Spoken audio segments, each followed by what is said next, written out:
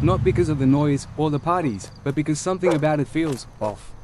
Perfect lawns, fresh paint, clean fences, and yet, there's always a story hiding behind those closed doors.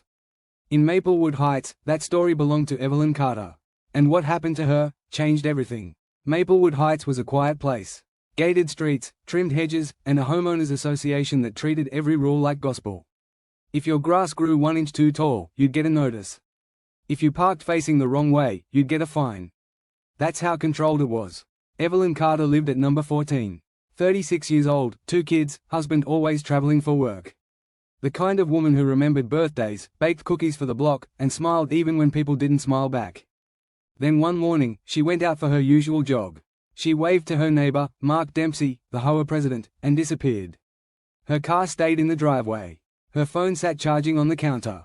A cup of coffee had gone cold beside it. When she didn't show up to pick up her kids from school, people started to worry. By the second day, her porch light stayed on day and night. By the third, her dog wouldn't stop barking. On the fourth day, Mark Dempsey used his HOA key, the one he kept for emergencies, and stepped inside her house. He found nothing. No struggle, no note, just quiet, too quiet. He called the police, and in that moment, Maplewood Heights stopped being perfect.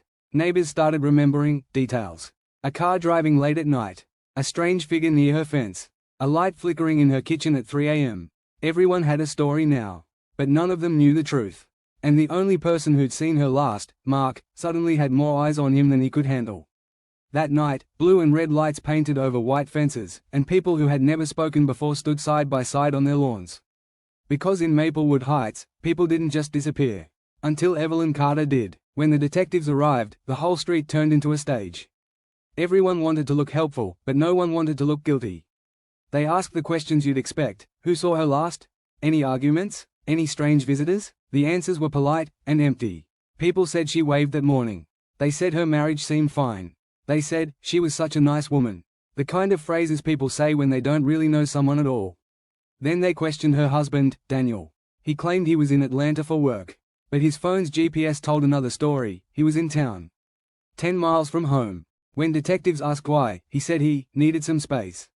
The kind of answer that makes police start digging deeper. Meanwhile, the HOA turned into a war zone. Mark Dempsey held an emergency meeting about community safety. But everyone knew it was really about him. People whispered in corners, stared at him instead of speaking. Mrs. Langley said she heard shouting 2 nights before Evelyn vanished. A teenager said he saw a man in a hoodie sneaking into her backyard. And the community security camera, the one across from Evelyn's house, had its footage deleted. Just that week, detectives searched her house again. Still spotless, still lifeless. No prints, no signs of struggle, no clue where she'd gone. 3 weeks later, 2 landscapers cleaning the pond near the playground found a cracked phone case floating in the reeds. Inside was Evelyn's phone. It was waterlogged, but when the techs pulled the data, they found a 5-second voice note. Evelyn's voice, whispering one word, Mark. And that was it. Was she calling for him? Or warning someone about him? No one knew. But that single whisper turned a neighbor into a suspect. From that moment, Mark Dempsey's life crumbled.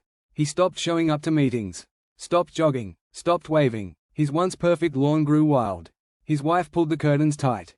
And every night, that porch light stayed on, as if he was waiting for someone to come home. You'd think that finding Evelyn's phone would have solved something. But instead, it just opened another door. Because a month later, another discovery was made. Behind the HOA's toolshed, one of the maintenance crew found a buried box, sealed with duct tape. Inside were dozens of printed photographs. All taken from Evelyn Carter's backyard. The photos showed her living room window, her kitchen, her driveway, like someone had been watching her for months. And in some of the photos, she wasn't alone. There was a man, tall, broad shoulders, baseball cap pulled low. Not Mark, not her husband either. The police tried to enhance the image, but the face was always turned away. When they showed the photos to Mark, he looked genuinely shocked. He said, "I've never seen those before." The next morning, he was gone. His wife woke up to an empty bed, his car missing, his phone left on the counter. No note, no message, nothing. People said he ran because he was guilty. Others said he vanished because he finally realized something, maybe the same thing Evelyn had realized before she disappeared. Police searched everywhere, motels, highways, nearby woods. But Mark Dempsey had disappeared just like Evelyn Carter. Then came the letter. It arrived in the HOA mailbox one evening, no return address, no stamp. Just one sheet of paper. It said, "Greater than, you buried the wrong truth." She was never missing. You just stopped looking in the right place. The handwriting didn't match anyone. The paper was the kind used for official HOA notices. A week later, Evelyn's house was sold. The new owners started renovations, new floors, fresh paint, a new start. But when workers opened the crawl space beneath the house, they found a small metal locket.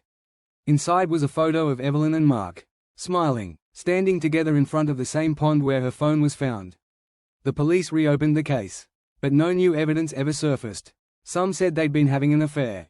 Others believed Mark was framed, a scapegoat for something deeper, maybe a cover-up tied to HOA funds or property scams. Nobody knew. Nobody ever found either of them. And yet, sometimes at night, people driving past Evelyn's old house swear they see that porch light flicker on. Just for a second, like someone's home again. They called it the Maplewood disappearance. 2 people gone, dozens of theories, no answers. And if you ask the neighbors who still live there, they'll tell you the scariest part isn't what happened to Evelyn Carter. It's that whoever made her disappear is probably still paying HOA dues right now.